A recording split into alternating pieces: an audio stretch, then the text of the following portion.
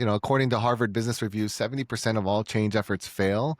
And we know that even in the life and ministry of Jesus, he experienced quite a significant amount of resistance to change.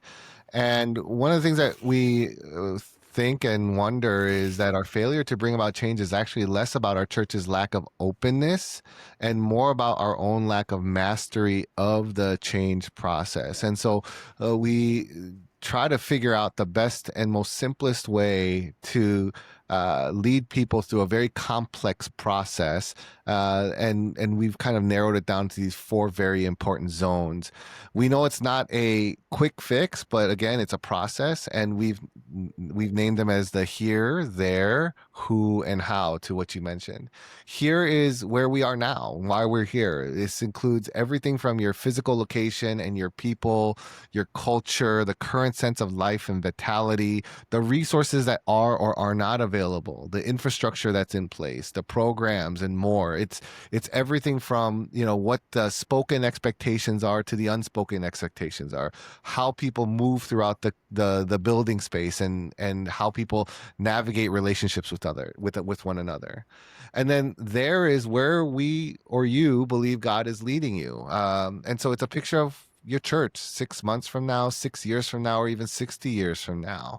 We want to be actively discerning where God is leading that particular unique congregation that has been planted and is seeking to be a blessing to the broader community around it. And then the who is who the people in our congregation or ministry and wider community are that must shape the effort. People the are the best asset and resources to any type of community, and they're the most valuable.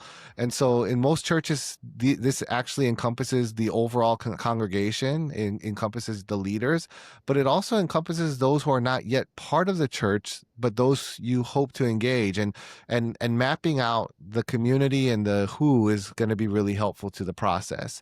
And then the final is how. So it's here, there, who, and how. And it's essentially asking the simple question of what is our next faithful step and how might we move into a more faithful future? It's the tangible and practical steps that need to be taken in order to lead change. And we believe that these four zones construct the map of change.